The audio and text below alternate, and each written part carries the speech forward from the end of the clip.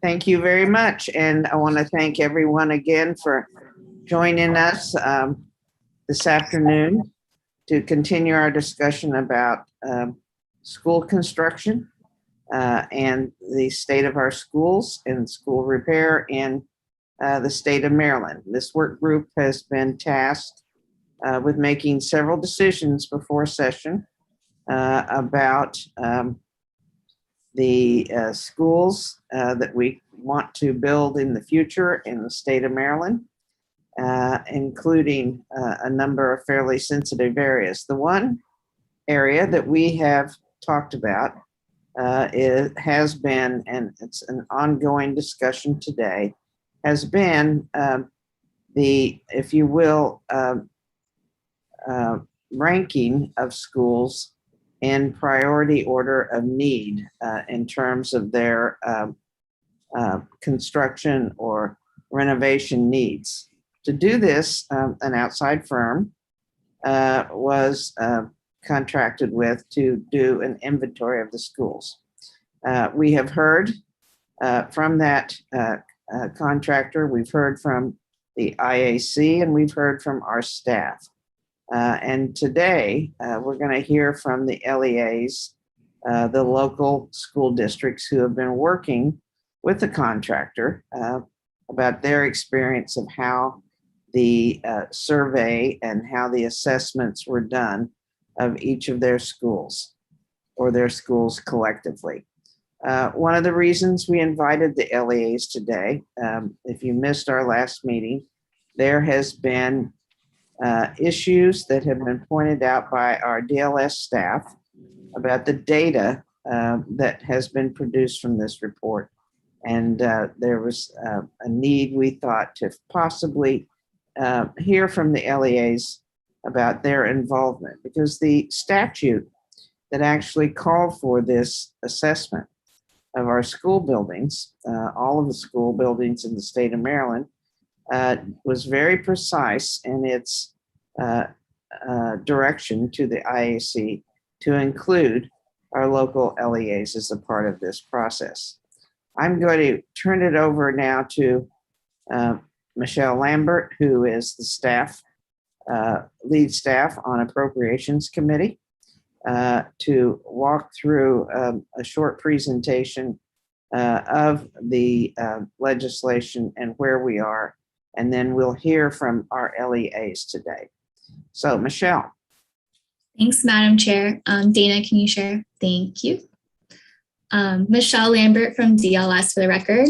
Today, my colleague Laura Hyde and I are going to be presenting on the statutory charges of related to the assessment, the requirements that were in the RFP, and DLS's impressions of the newest facilities assessment data that we received last Friday. Next slide. In 2017, the NOC Commission recommended for the state to conduct a statewide facilities assessment to provide a uniform assessment of all school facilities in the state. Chapter 14 of 2018 was the initial legislation to implement the recommendations of the NOC Commission. The legislature made additional changes to provisions related to the assessment in Chapter 20 of 2020, which was the Built to Learn Act, and Chapter 698 of 2021, which was the revisions bill from last session. The details we're going to be discussing in the next slides reflect the current law related to the assessment, incorporating all of these changes. Next slide.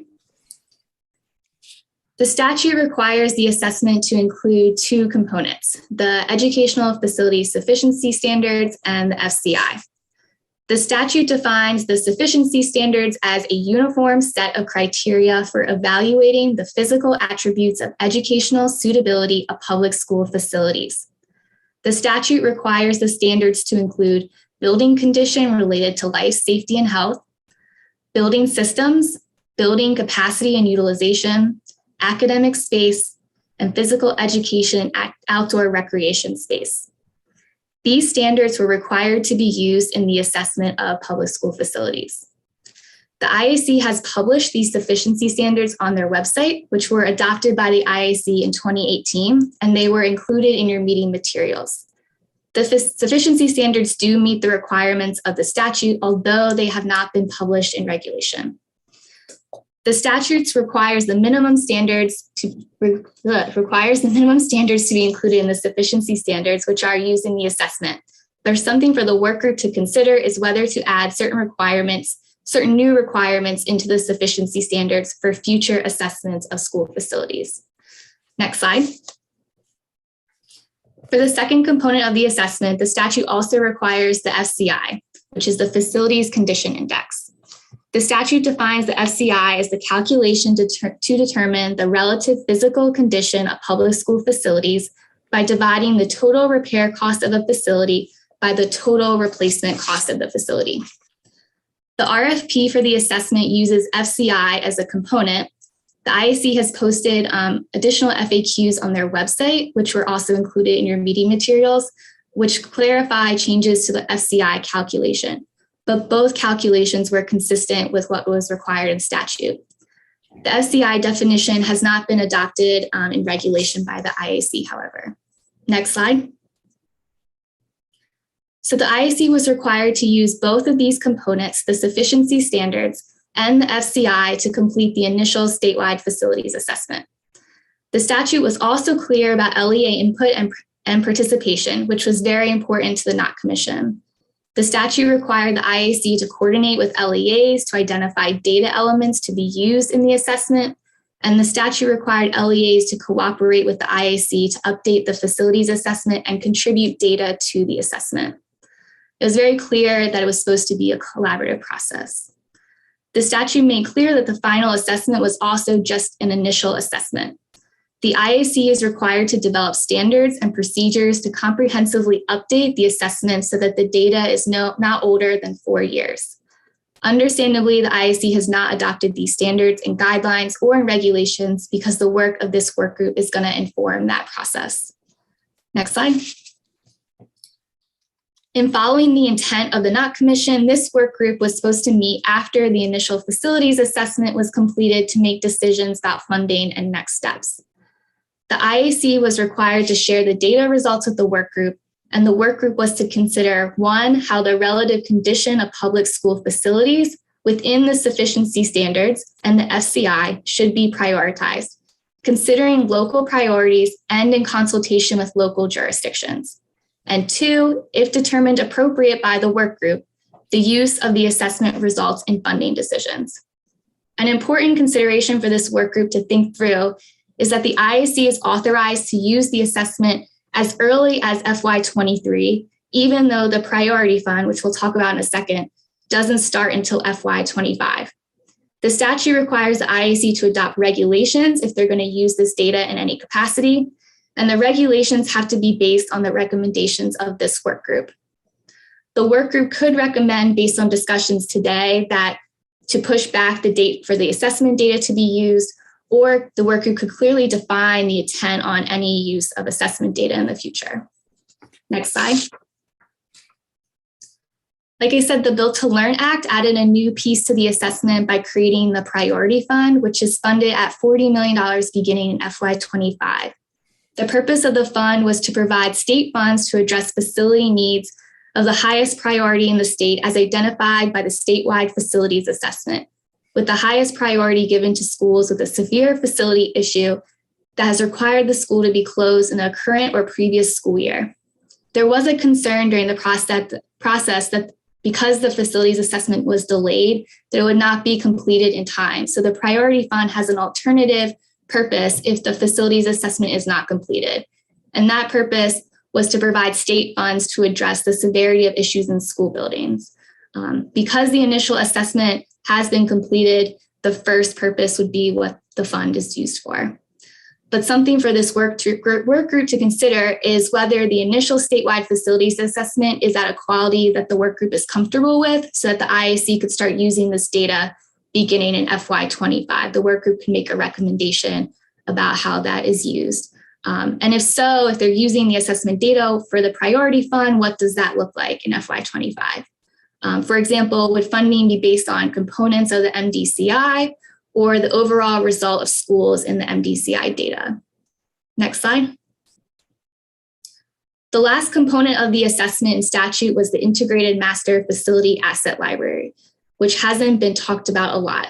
The statute requires the IAC to enter the assessment data into this new integrated data system known as the Master Facility Asset Library. The intent of the library was to have a place for the data and the LEAs and the IAC to all have access to the data in one place, and to further create and enforce this collaborative process between LEAs and the IAC. But unfortunately, the library has not been created. Next slide. So those were the legislative requirements for the facilities assessment. And now Laura is going to describe how they were translated into the RFP and what DLS has seen from the data and what issues we may have. Thank you. Thank you, Michelle.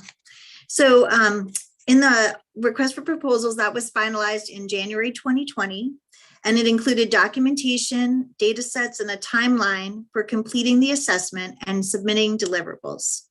IACs or LEAs were to provide some of the initial data points, including a list of schools and enrollment, square footage of all school buildings by classroom type, year that an asset was in service, such as the install date for an HVAC system, and the number of relocatables and modular classrooms per facility and their installation date. Additionally, LEAs were asked to provide descriptions of existing structural, safety, or health-related problems in their buildings. Next slide, please. Then they were expected to provide or measure variables as part of this assessment. And some of these variables included expected useful life, observed remaining useful life, and calculated remaining useful life, total asset value and cost to replace value for each asset, FCI percentage and MDCI percentage measurements at the asset, building, and LEA level, space deficiencies per building. And then the vendor was also supposed to have the ability to run multiple tests and provide informational reports that adjusted these variables, such as relevancy weighting in the MDCI rubric, and project necessary annual funding levels to achieve and maintain specific statewide average FCI outcomes. Next slide, please. So in the data set that we received recently, we checked that relevant variables were present in this data set, as well as the accuracy of these calculations associated with these variables. So we found that in variables in the data set included expected useful life, observed and calculated remaining useful life, percent degraded as the FCI percentage, total asset value and replacement cost, FCI percentage by asset, school, and LEA, a methodology for sorting into MDCI categories 1 through 9, and the MDCI percentage by school and LEA, and MDCI sorting of HVAC and relocatable modular assets into the proposed categories. Next slide, please. After checking these data, we found a few outstanding issues.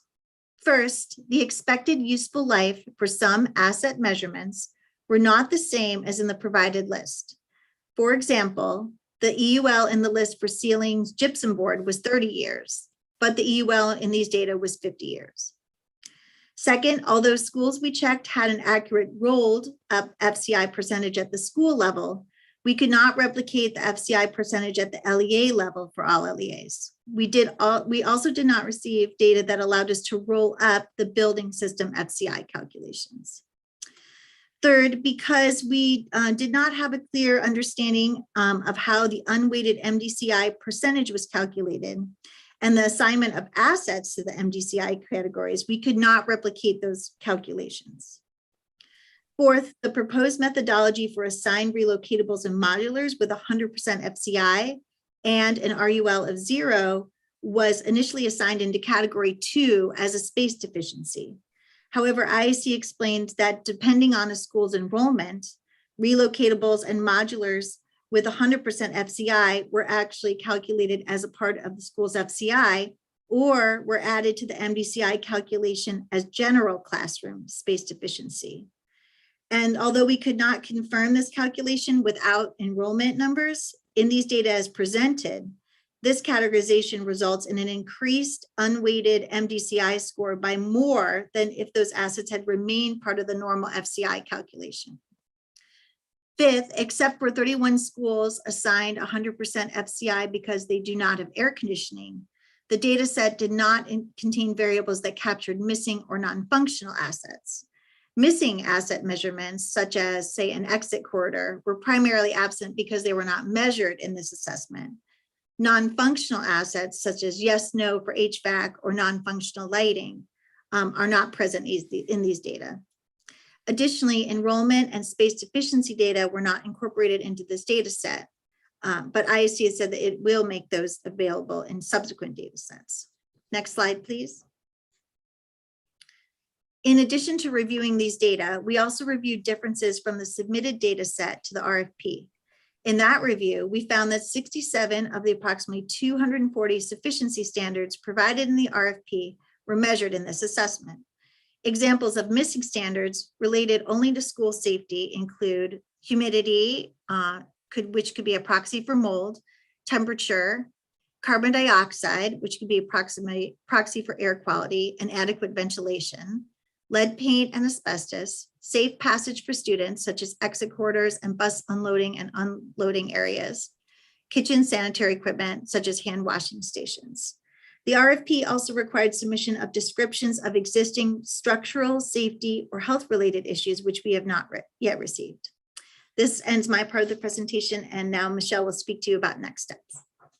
May I ask a question?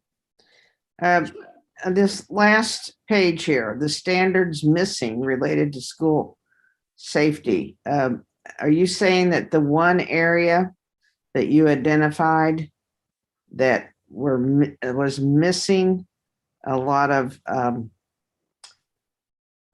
more comprehensive review was the school safety area? We're saying that we took note of the standards, the sufficiency standards that exist that are related to school safety, and that these are some of those standards that were in there, but those were not measured in the assessment. Okay, thank you. Okay, Michelle. Next slide. Thanks, Dana. So that is the analysis that DLS has done of the data set that we were provided 4 days ago. And as you can see, there are data verification issues and policy issues posed with the data that we've seen.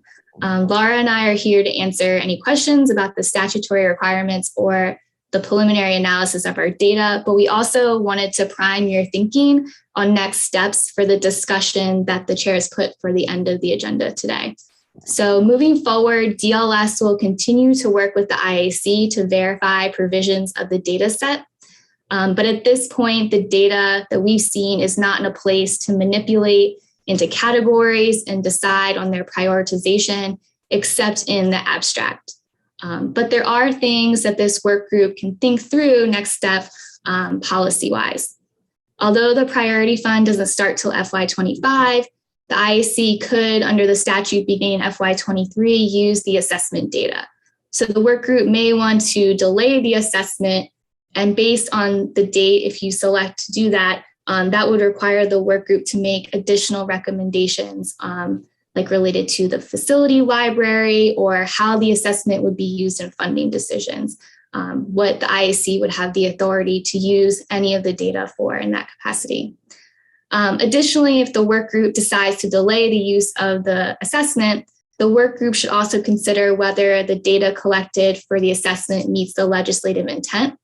It's clear that the RFP followed the intent of the law, but as Laura noted, there are concerns around the data collected, specifically around those sufficiency standards. The work group may want to make recommendations at some point on specific data points that should be measured at a minimum in the future. And that's something the work group could think about today or at another meeting. So we're here for any questions, but again, I believe the chair wanted to keep the discussion among the work group members on next steps towards the end of the agenda, but we're here for questions on our presentation.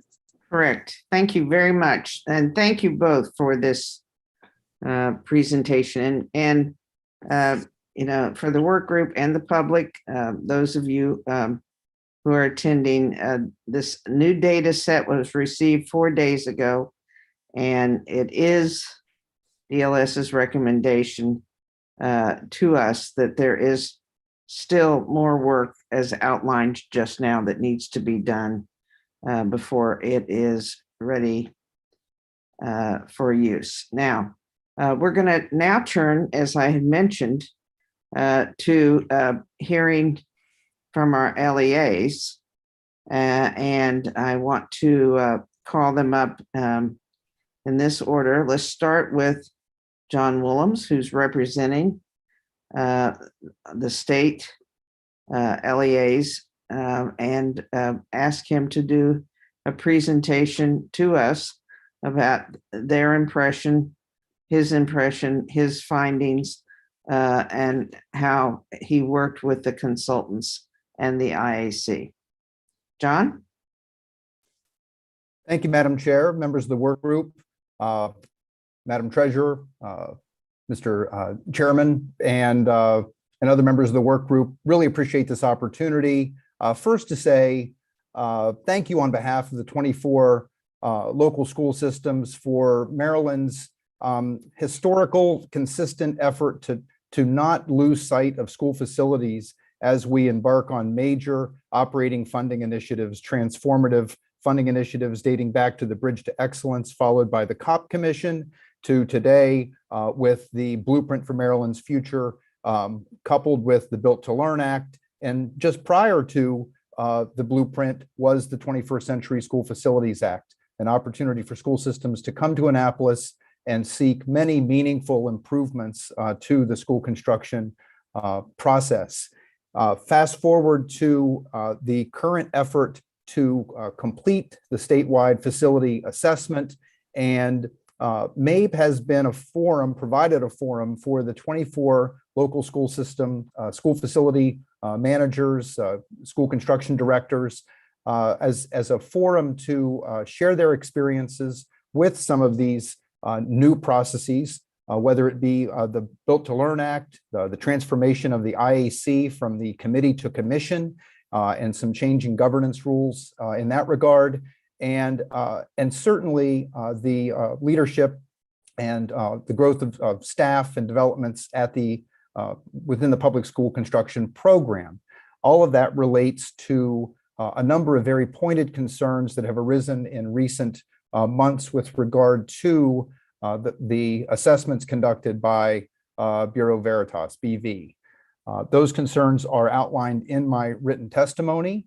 I want to highlight several of those. Really appreciate the staff work of Ms. Lambert and Ms. Hyde outlining many of the concerns that we've identified as well. And some of it really comes down, I think, to a lack of preparation and communication between the public school construction program and the contractor as to how to most effectively use the time available to accurately and thoroughly assess school facilities. And so first and foremost of the concerns that I've outlined on behalf of the 24 LEAs is that lack of preparation to conduct high quality site assessments. They were not equipped with floor plans. They were not prepared to devote adequate time to actually walk facilities. And as you'll see throughout my comments, they were not prepared to engage in any kind of dialogue or inquiry with school system staff as to how systems actually functioned. And that appears to be a critical, if not fatal, flaw with regard to the quality of the assessments. And so it relates to issues around the averaging of the remaining useful life of systems, where one system may be very old and one system very new. And if you're not weighting the relative remaining useful lives of those systems, you are skewing your outcome. And in many instances, you're making the systems look overall newer than they really are. And look, that goes to a more philosophical or ideological concern that we've had for a number of years with any effort to minimize or kind of downgrade the needs, the critical infrastructure needs of our public school systems in terms of the age of our facilities, the age of the systems within those facilities, and the needs for replacements and major renovations. Related to that kind of downgrading of the overall need and expectation for the scope of costs in the near term and long term is the miscalculation, if you will, of enrollment, and the failure to utilize the most accurate enrollment data, which school systems believe is premised on the data provided by the Maryland Department of Planning on a countywide basis, and school systems work with that data, not a straight line methodology, but the cohort methodology that actually projects future enrollment based on the movement of students through grade levels, which is much more fluid and dynamic than the straight line methodology reflects. And so that lack of attention to accurate enrollment data and projections is also a major concern. And it's already been highlighted in the staff presentation, but that failure to ascertain the actual functional utility of a system, rather than static photographs of tags on equipment showing when it was purchased and when it was last maintained, that just doesn't tell you the whole story. It may not tell you very much of the story at all as to how that system actually functions. Examples are as basic as a classroom may be cooled by the air conditioning unit, and the hallways are not able to maintain a steady cool temperature because of the aging infrastructure that serves the overall school. And so we've made a number of incremental fixes, if you will, to improve the quality of classroom conditions for teaching and learning. But in an aging school with an overall failing system, you can only do so much. And the data in the survey is not going to reflect how these systems interact or fail to interact to provide a high quality learning environment for our students. And so those are the types of issues that our school facility directors have raised. Again, want to emphasize that there wasn't adequate time invested in this survey. We recognize the delays in launching the assessment itself. And so the contractor, we know, was negatively impacted by those time constraints. We recognize that.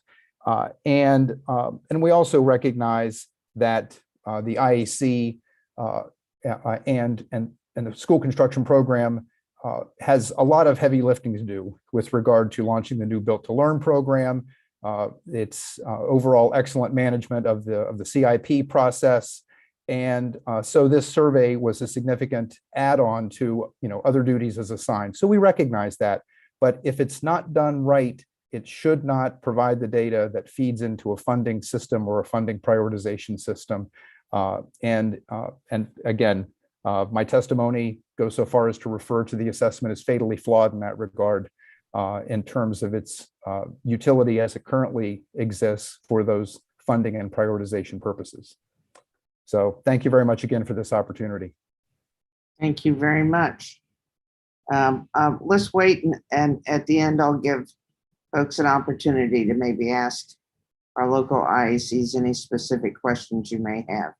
We're now going to turn to Allison Perkins Cohen, Chief of Staff, Baltimore City Public Schools. Welcome.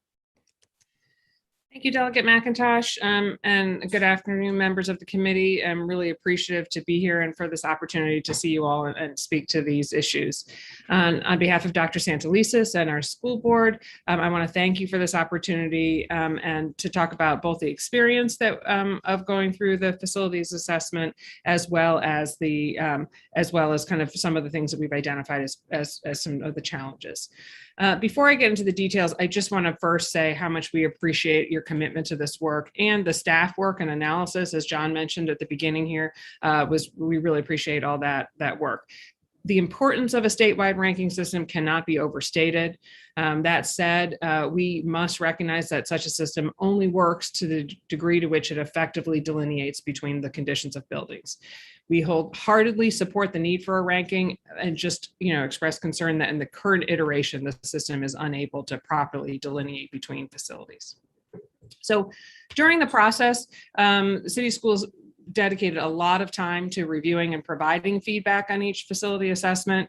John spoke a lot about some of the challenges with the process, and I think did an expert job of covering most of our concerns.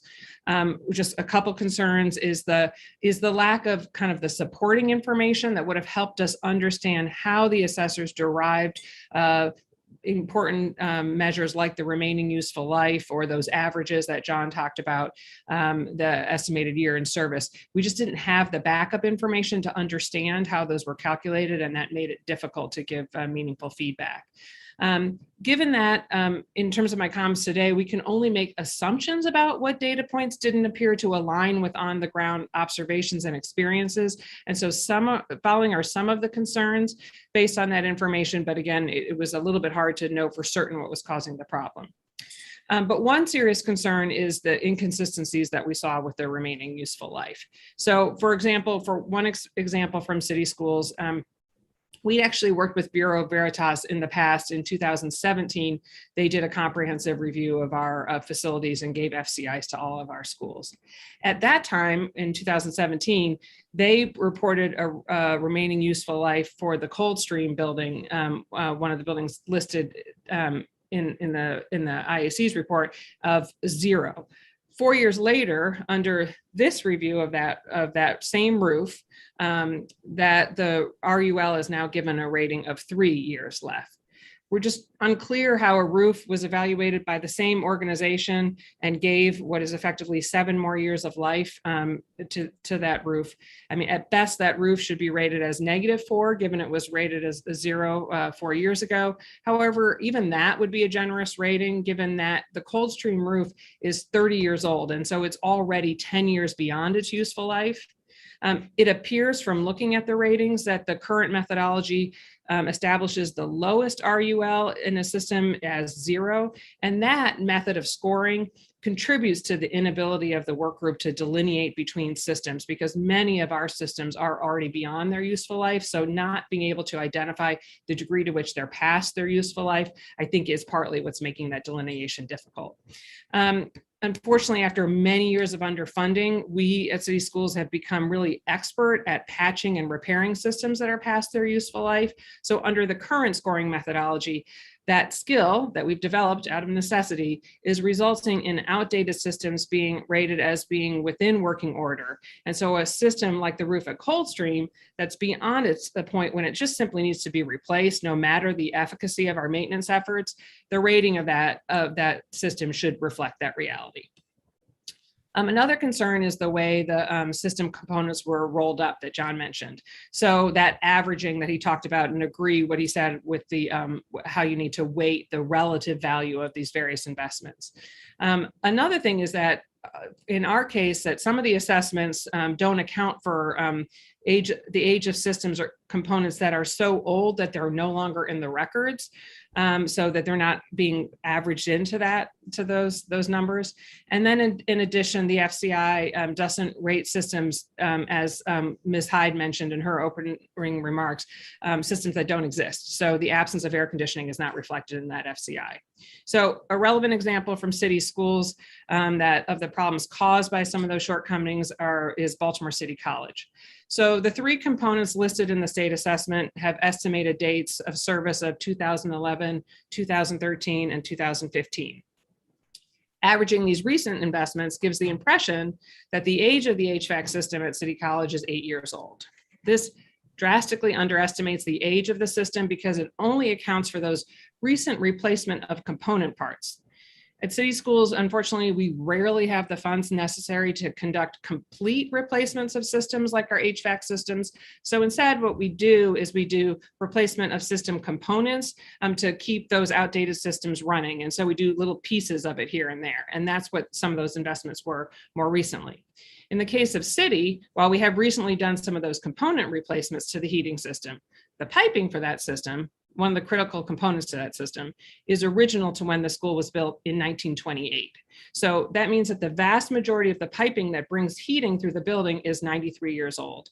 And that piping, even if you have a new boiler, you can't efficiently deliver heat if the piping is old and in brittle condition. And I can tell you, as a parent of two recent City College graduates, that school has had to close many times for lack of heat. Further, City College is an example of a school that doesn't have air conditioning. So the FCI doesn't reflect that absence of that critical system. So the combined impact of those two factors is that City College system, a school without air conditioning and a school with piping that's nearly 100 years old, received a rating of 23.2% for its HVAC system, which is a really high rating. And it was assessed to have a replacement value for that system of $4.7 million.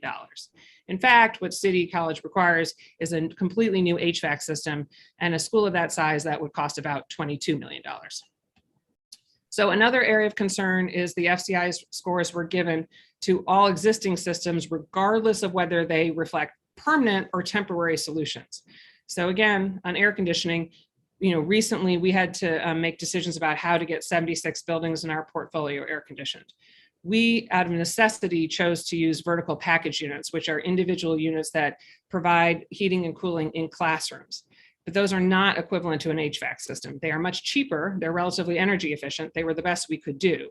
But they don't cool hallways. They don't cool gymnasiums, cafeterias, auditoriums, large libraries, support spaces, CTE spaces, etc. So again, we were forced to adopt that partial solution because of the cost. But the building assessment seems to be assessed as if it's giving us credit as if that was a full HVAC solution. So for example, the assessment for Polytechnical High School that does not have an HVAC system. It has VPUs, is given a current replacement value of 7.6%.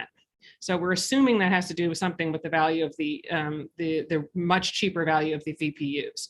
The heating system in that facility is very old and outdated, which is reflected in the FCI score for that school, which it got a score of 68%. And that whole system needs to be replaced. Replacing that whole system would cost $31 million. So my last point is in the category of safety standards that Ms. Hyde was referencing. And so missing from that really great list of things that we're missing as safety standards is potable water. And so in city schools, almost all of our schools are dependent on bottled water and have been for a number of years. And so that means students and staff cannot drink out of the water fountains. We have to bring in water for them. And so I know that was a lot of information. This is really important, and it's incredibly difficult work that you're undertaking. So really appreciate your commitment to getting it right. Please know how much we appreciate that. And I'm happy to offer any clarification, or if anyone would like to visit, we'd love to facilitate a tour of our buildings. Thanks for your consideration. Thank you. And we will have an opportunity in a few minutes for some questions that you might have. We're now going to turn to County Executive Jan Gardner, Frederick County Executive, who's a member of our work group, to do a presentation. All right. Good afternoon, and thank you, Madam Chair, for giving me the opportunity to offer some perspective today. I am going to share some perspective on what I've heard, what's been reported to me by staff from Frederick County Public Schools who unfortunately were unable to participate today. I do want to clarify that I'm not speaking today on behalf of the Maryland Association of Counties. Certainly all our county elected officials are interested in this process and in making sure we have adequate schools and space for our students. But I am speaking kind of on behalf of myself and Frederick County. So all the schools in Frederick County were assessed, and those assessments took place over a 4-week period.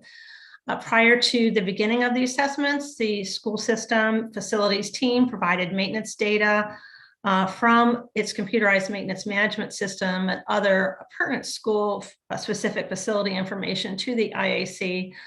Frederick County Public Schools uses a system called School Dude, which I think is widely used probably by the supermajority of school systems and LEAs across the state of Maryland. So the schools were assessed by different contract representatives, and depending on the school level, there could be one assessor or as many as 3 doing that actual assessment. and certainly school system facilities team members accompanied those representatives during the assessments.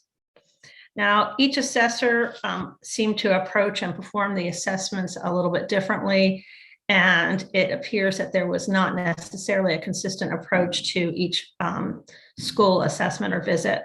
And that could maybe be a result of training of the assessors, or maybe just the fact that this was a quick turnaround time to complete the entire assessment, as others have mentioned. So for an example, there were differences and discrepancies in how portable classrooms were assessed. At some schools, the assessors reviewed both the size and the age of the portables. At other schools, the assessors did not visit the portables at all. So that's kind of the breadth of that assessment. It was reported to me that there wasn't a lot of time. The process seemed a bit rushed, and a general sense that assessors did not spend enough time in each of the schools. So assessments varied in length from an hour to as long as 6 hours. We did have an assessor spend a little more than an hour in our largest high school, which has a state rated capacity of about 2,200 students and almost 320,000 square feet. And so that's a lot of school to review in a short period of time. But a different assessor spent 4 hours at a smaller school. So there was a real variation in the time spent in doing those evaluations. So the consistency of the process and the time spent may be a contributing factor to some of the missing data or inaccuracies that are being pointed out. And certainly our school system, I believe all of them were able to provide feedback to the contractor. They did have a limited amount of time in which to do that. So I'm not sure that everyone feels that they had a sufficient amount of time to provide feedback to some of the information that they would have liked to provide. I do know that our school system, and I believe all of them, have received the final FCI results, but have not received the MDCI score. So in the presentation by Ms. Hyde, she talked about the MDCI scores, and it's not clear to me if those have been done somehow because the factors haven't been weighted yet. So I'm not really sure where that rests.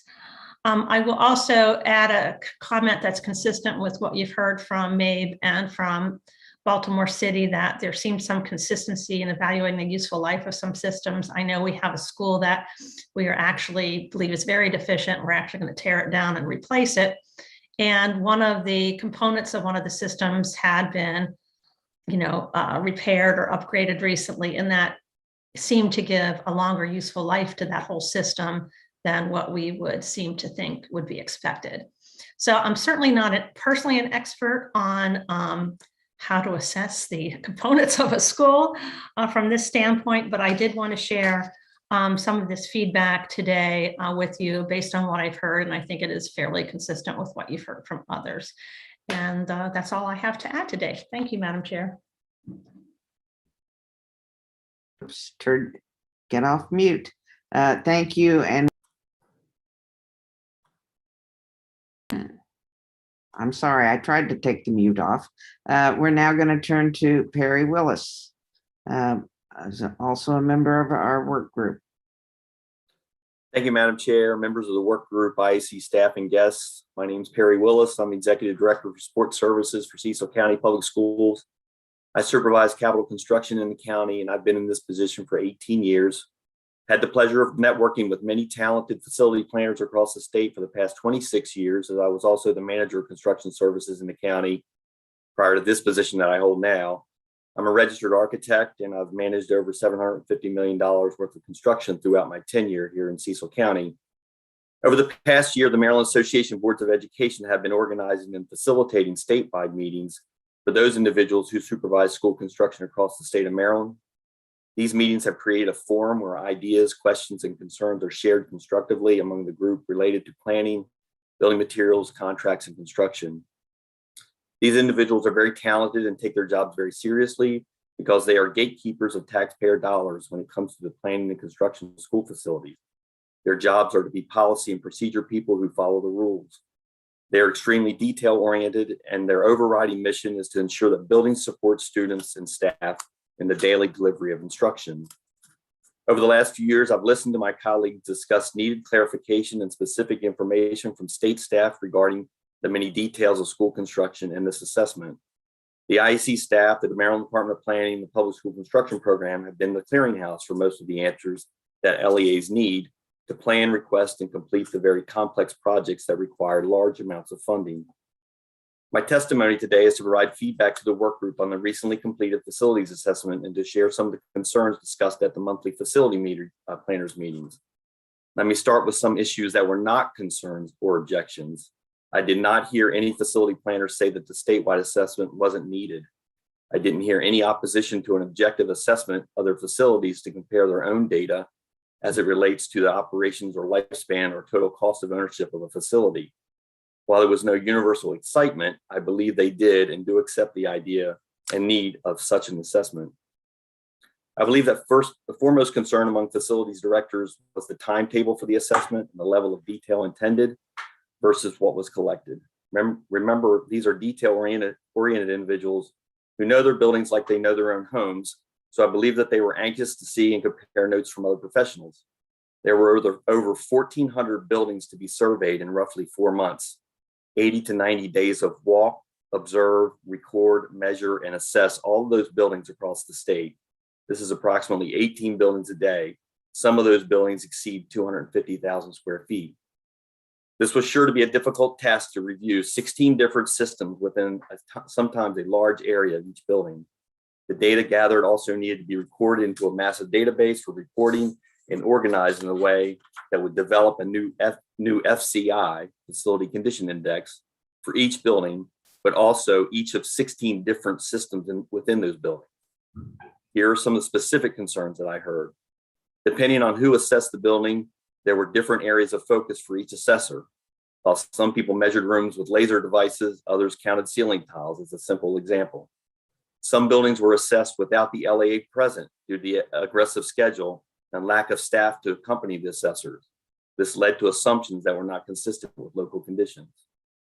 Building assessments took place when many buildings were not occupied or overlapped with COVID restrictions.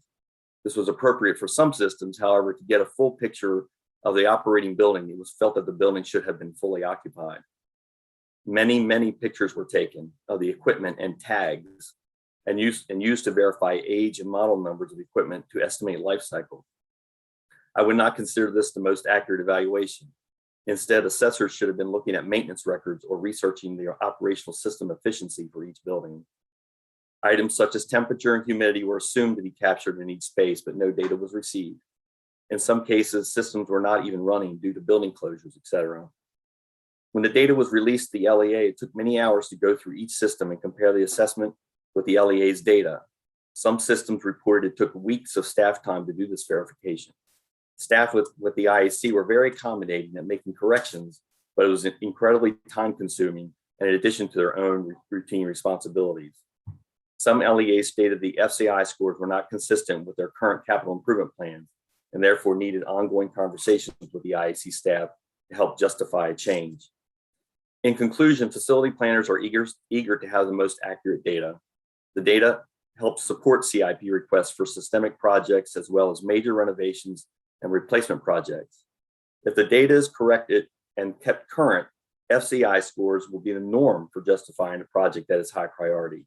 At this time, however, the time to review, correct, and possibly revisit the schools for a more in-depth assessment could delay the effectiveness of this information for projects in the future.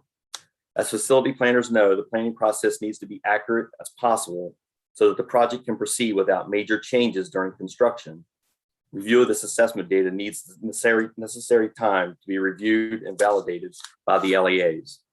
It is our hope that each year will increase the accuracy of the data and FCI scores, but also recognizes that the current data is just a snapshot in time of current conditions. If the data is not kept current, it has the potential to create more confusion in the priority order of projects and funding if not maintained. Thank you for your time and consideration. Thank you. Were there any questions of the LEAs? Any questions? I think it was Senator McCray. Thank you, Madam Chair. Just a question for Baltimore City.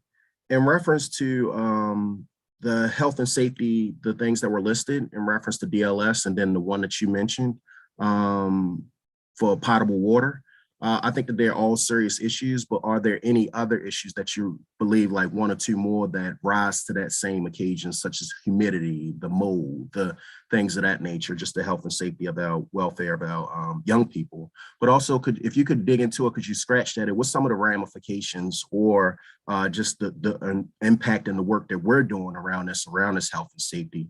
And I just wanted to have one clarifying point. I wanted to make sure I heard you very clear. I believe that you said that the organization Veritas examined one of the schools and the lifespan for the roof was 0 years. I think you said that the same company, I'm not sure, I think you said that this company came in and then said that that roof had 3 more years. Just if you can let me know whether I heard that very accurately. Yeah, you heard it correctly. We had asked them to do the assessment of our buildings 4 years prior, and at that time they had assessed the Coldstream roof as having 0 years life left in it. But when they came back for this assessment, the same roof with no work since then, we haven't done anything to it other than basic maintenance, had 4 more years. I'm sorry, had 4 years life identified in it. Did I have that right? Sorry, I gotta check my testimony. 3 years life in it. Right, hold on, let me check.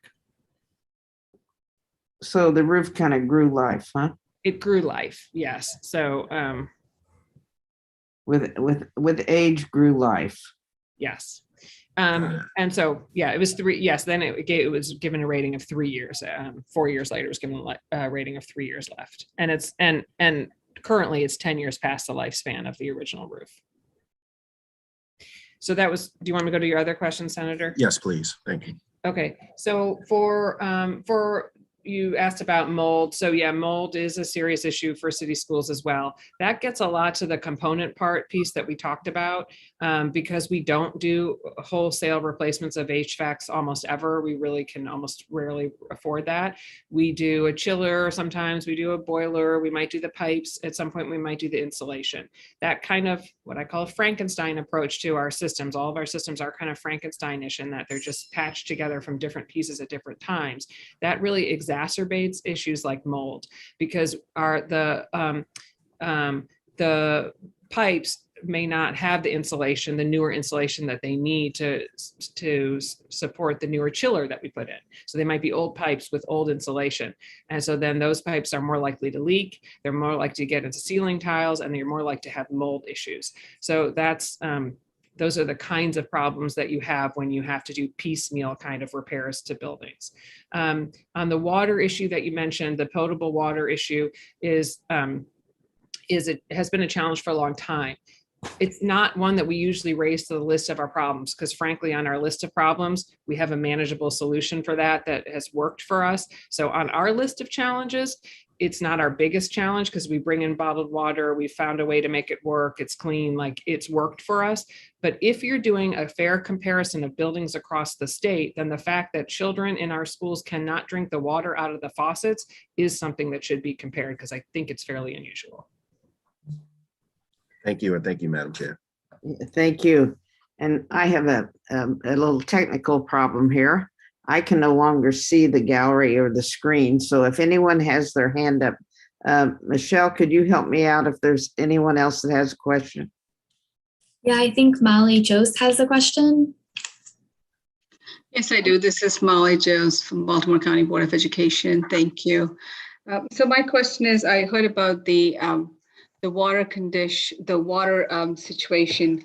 EPA has a new lead and copper rule coming out soon, which is going to force school districts to test their water and also drop down the lead in school water from 15 parts per billion to 5 parts per billion.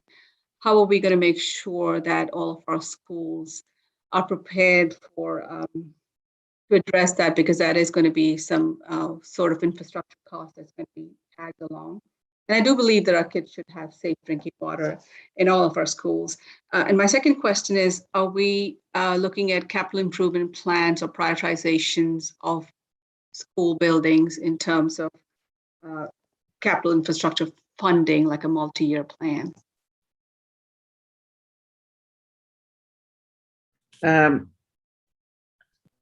You're asking that question of, Yes, I was asking that to Mr. Willis and Ms. Cohen, Ms. Perkins Okay. Cohen, if there was, if we were aware of that as well. And also it was just a comment. Yeah. Yeah. Yes, I was aware of the EPA change, and again, right now we're using bottled water, so I believe that we are okay from the EPA change perspective because of the bottled water solution. And again, given our choices of difficult decisions we have to make, given the gap between our funding and the reality of our buildings, the water problem is not our biggest. But it is not without its problems. You have to move water into buildings. And a big high school, imagine a big high school, you've got the bubblers all over with the big tubs on that dispense water all over the building. We have to have custodians, and we have a low number of custodians for funding issue reasons, who have to replace those throughout the building as students use them. So it's not ideal. Again, on our list of concerns, it's not our biggest, but on a comparison across the state, it is a challenge. And in kitchens, what really struck me when Ms. Hyde was talking about the kitchens, it's a challenge in kitchens when we don't water in kitchens, so you have to use the bottled water. thank you. Are there any other questions? Again, Michelle, you're going to have to help me. I cannot see the gallery. No, there are no other members who have their hands raised for questions. Okay, good. Well, listen, actually, I do have to do this only because, every time I hear this, this data, I always have to ask Allison, Perkins, Cohen's, how come, when we have, in Baltimore City schools that we do, a number of schools that still don't have air conditioning, and people scratch their head and say, well, why don't you put, window units in? And then I hear you and testimony talking about the cost of doing new HVAC systems in the city schools and in Western and Polytech. I mean, $31 million for a system, $22 million for a system. Can you explain to the work group, as you have so adequately to me in the past, why the cost to the city schools for that to replace an HVAC system? So let me know if I don't answer your question correctly, but so there is just the reason we do the vertical package units is because the cost of the HVAC systems is so large in comparison. Right. So when we had identified that there were 76 buildings that did not have air conditioning, and if you recall, the resources were held up and we had to come up with a plan to air condition the buildings. We looked at our options. Window units are not an option. I know there was discussion at some levels about window units. Window units do not provide ventilation. They have all of our buildings required electrical upgrades to put in any units in the classrooms. So we identified these vertical package units that are more energy efficient, have longer lifespan, do provide ventilation, and provide heating and air conditioning. So since most of our buildings also don't heat very well, that was a good solution. However, they don't provide the benefits of an HVAC system. And so a comparison of cost. So I know at the time, Frederick Douglass, one of our high schools, it cost about $2 to $3 million to put vertical package units in. If we were to put HVAC system in Frederick Douglass, it would cost us about $20 million. So if you take that across 76 schools, that's why we did vertical package units. And so that's, it's a very brilliant solution on the part of my staff. I think it's the best we could have done, but it is not what all of our children should have. And I personally do not feel my children, and I'm sure the committee feels the same, should be practicing in a gymnasium without air conditioning. Right. And so this still is a challenge. And I know that you're well on your way to eliminating the schools that do not have any air conditioning. But it's still a challenge, particularly in our older schools like Frederick Douglass. It's a historical building, City College historical building.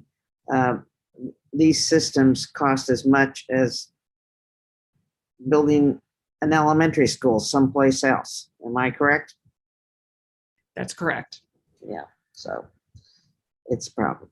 So thanks to the committee for passing HB1, because City College will not receive air conditioning until that building is replaced. We can't afford to do the VPUs there. It's too expensive, even the VPUs. So they will get it in 2025 or 26, whenever the building is completely renovated. How about Frederick Douglass? Douglas, we did actually do VPUs, and we managed the historic issues that you're talking about. And it's a little smaller than City. So we managed that one, but City's at the end of the line. Okay, very good. Thank you. Thank you very much. Now, we're going to turn to Mr. Gorell, our director of the IAC. And last work group meeting, Mr. Gorell, we asked you basically to answer two questions that I'd like for you to address today. There may be other questions that have come up, or other areas that you'd like to explain that have come up in testimony today. I would like for you to hold on those and just basically focus in on the two things the work group wanted you to discuss today, and that is to describe to us the LEA input and about sufficiency standards, those questions that we asked about in the last work group meeting. And if there are comments from today that you want to address, why don't we try to address those next meeting, okay? Yes, So I'll Madam hand Chair. it over to you. Yes, Madam Chair. Thanks for having me here, and I really appreciate all of the comments and the feedback. It's really helpful. I think everybody understands that this is a baseline, very difficult, short amount of time, and to have the feedback and the two-way communications is very, very helpful. The first question was the LEA process and how did it work? And I have some notes that I'll read from. Before the assessment began, the contractor, Bureau Veritas, BV, attended multiple IAC and LEA meetings and described what LEAs could expect from the assessment process. These were meetings that we hosted with the LEA planners and maintenance facility people. This concept was introduced at the December the 6th, 2020 IAC LEA planners meeting and included an introduction to the team, a preview of the assessment process, the types of data needed and collected, and a general schedule that we would implement throughout the state. BV communicated closely then with each LEA on scheduling and expectations. There was a lot to manage around with COVID. And some facilities, there were not people that were comfortable visiting those schools as far as the LEAs go. And we had to steer to a different place and come back to those schools later. But the schedule did work. A kickoff meeting was then held for each LEA prior to their first assessment. BV went over a full presentation of data call requests, what was needed, the assessment process, the review expectations. In other words, after the assessment was done, where the data would reside and how that the LEA could access that and ask for revisions. And the quality control process. This would be post the evaluations again, back and forth about what's not right about the data, so that it was the LEA told us what was missing, whether or a problem that was there, mold or air conditioning or anything else that the LEA felt should be included, and to answer any additional questions that the LEA has. That data exists today. It still is on a website accessible by all of the LEAs by an individual password. In other words, an LEA can't go look at another LEA's data to see what it looks like. There was a question earlier about the MDCI data, measuring of square foot and some of the sufficiency measures. That is there, but there are no calculations, correct? There are no calculations for the MDCI because this work group has yet to determine how that data and information should be used. The assessments at each state, I just want to restate, the assessments were conducted with LEA staff. These typically took 4 to 6 hours. They varied in size of the school, as was pointed out earlier, and the number of assessors on site. Larger schools had teams of 4 and some smaller schools only 1. Although I heard from Ms. Gardner that there was a high school that only had 1 assessor. So this is good feedback. I'm glad to know, and I will go dig into that and try to understand that, because we have a baseline and a place to start. This is a good place to see what's right and what's wrong, and come back and make those corrections as Perry had said we must do to continue. LEAs had a minimum window then of 2 weeks and an average window of 1 to 2 months for data review and verification back to BV. IEC continued to entertain revisions until data was finalized for the work group. That was back in July, the beginning of July. And we also, IEC staff, whenever we heard of any issues, we tried to run them down with the LEA and with BV to make sure that anything that we knew about did get resolved. The IEC today can still receive comments and make revisions to that database, because this is a draft database. We're trying to build the baseline, and we'll continue to make changes for accuracy when the LEAs notify us of inaccuracies. BV and IEC conducted process guidance meetings with LEAs to answer questions and provide clarification ongoingly. These were held oftentimes on an as requested basis, and LEAs were informed of the IEC staff and BV's willingness and availability to be at them and to attend them. A process meeting was required if LEAs sought to extend their review past the initial 6/30/2020 date.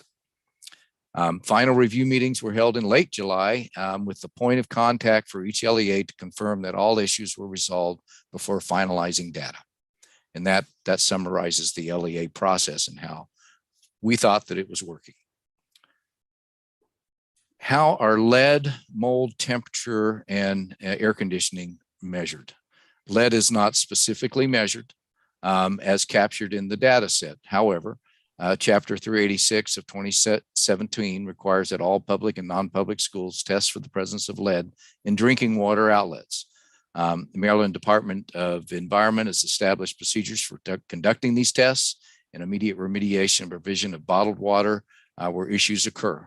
It is unfortunate Baltimore City is one that uses bottled water because the tremendous cost of trying to go and replumb a school to remediate that is cost prohibitive, and you would still have a school without air conditioning and leaky windows and everything else. So it's a difficult problem, and bottled water is the workaround. But that is in place, the measure of lead, and it is measured down, and we have recognized which schools are at 5 parts per billion or higher. We have funded through another program everything above 20. So that's a separate program. It's ongoing as we speak. Assessors did not identify mold in any instance. We don't have any record of it. That possibility that could have been reported to us within the database, we have a place to keep those notes and to identify them and raise then the flag of something that should be brought to a level 1. We would consider mold type issues a level 1 life safety health deficiency. The state facility assessment captures these pertinent notes. They're not as visible as they are not in the data set that we provided to DLS. We were crunching numbers and providing the numbers and the formula so that they would understand how that they work. The data set is enormous. But I think going forward as we create and continually modify and improve this state facility assessment, the data available to the LEAs, we definitely have to make it so that all of the comments are visible to the LEAs at the very least. They can go and look at comments at these long lists of individual components of all of the building systems within the school, but it's not. If a category 1, we've got a mold problem, should be very visible and right up on top. It's not currently. Separate assets that support air conditioning were assessed for their remaining useful life. For the purpose of identifying schools without sufficient air conditioning, IEC manually categorized known schools lacking air conditioning to category 1, life safety and health. This allowed the IEC to ensure that captured schools were those with air-conditioned spaces that affected education.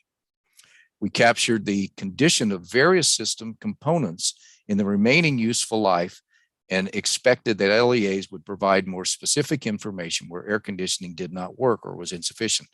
Oftentimes when we visited the school, it was not occupied. The rooms were not occupied. So there would be no way to have understood whether there was an AC problem, probably or not, unless it was pretty severe. But that's how that we expected the communication from the LA to let us know what wasn't working. I want to make a differentiation between the calculated remaining life and observed remaining useful life. They are two different things, and a lot of assessments have been done that you can do in a book. You don't even have to visit the school. Here's the installation date. Here's the expiration date. Therefore, there's a negative 3 years left on the life, which doesn't really help us. We want to know by observation, and all of the major systems were observed how much life was left. That's true of all of the components within for instance, an AC system. And if the pipes, which are a very large portion of the cost of an AC system, do not cause that FCI to be accelerated up high, it's more degraded. We certainly need to look at that and see why that didn't happen. We are looking at different processes or triggers for LEAs to consider when notifying us of an issue going forward. If these issues we are unaware of, we would be happy to include them now. If not, we recognize that the assessment won't be used for priority fund until FY25 and anticipate that we'll be able to capture any unidentified air conditioning or other issues by then. Thank you, Madam Chair. Thank you. Any questions? I mean, I think, Bob, what you heard today was really a very consistent, I think, message or experience that we have to pay very close attention to. It's what staff identified, and I do thank very much Laura, I think Rachel, I thank Michelle for the work they've done, and your staff as well. But this is something that we have to get right in order for our LEAs to have any, and our members of the House and Senate to have any, confidence in the data. And it's needed. We want to have confidence in the data. And I do think, I think this is, by the way, I just have to say this. Today's the first day that I've ever heard that the same consulting firm was actually in Baltimore City Schools 3 years ago doing a form of assessment. And so they actually, Baltimore City Schools can look at how they were assessed 3 years ago and how they were assessed just recently and see, do a comparison, if you will. I think that's kind of interesting.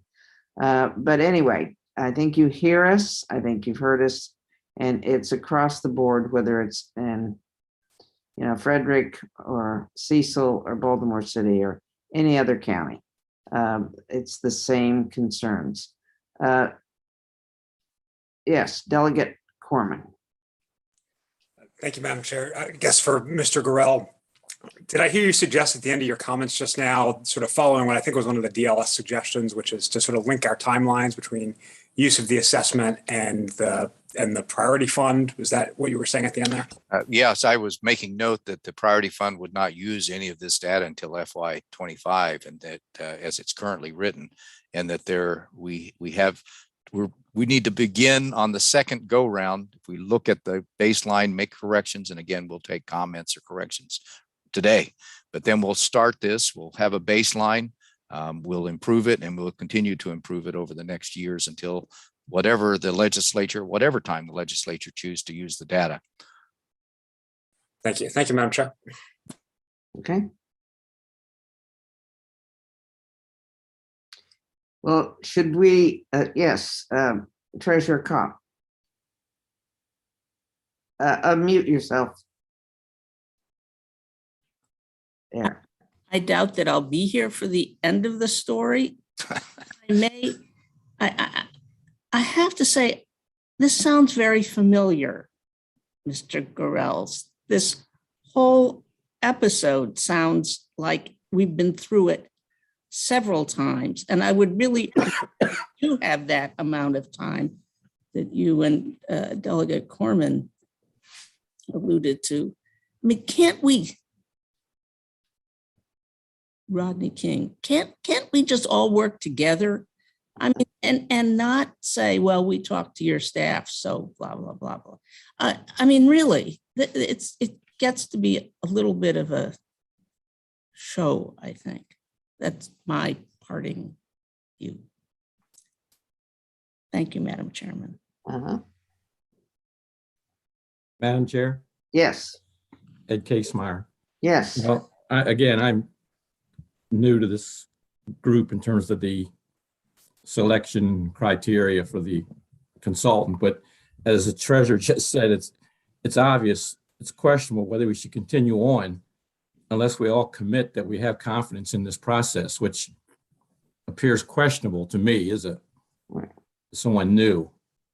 And, you know, I certainly understand when people bring up, well, the Baltimore City incident about the roof 3 years ago was no good. Now it's good that, hey, look, when you've got human beings doing anything, they're going to differ in their opinions at times vastly. That's just the way people are, no matter what field you're in. So I don't find that surprising. I think that's just the way the game is. But if we just can't get together to discuss and figure out what the deficits or deficiencies are from your perspective, and can they be improved? Is it realistic to be improved? Have we asked for something that is realistic? I'm not sure in terms of accuracy and timeliness, but I think we have to have a meeting of a few people to get together and lay their cards on the table as to goodwill, compromise, or cooperation and confidence that this whole study is going to give the state what they envisioned. And right now, it doesn't feel that it feels there's a lack of consensus, certainly on that point, whether that's where we're getting to. Right. So just a general perspective on my part.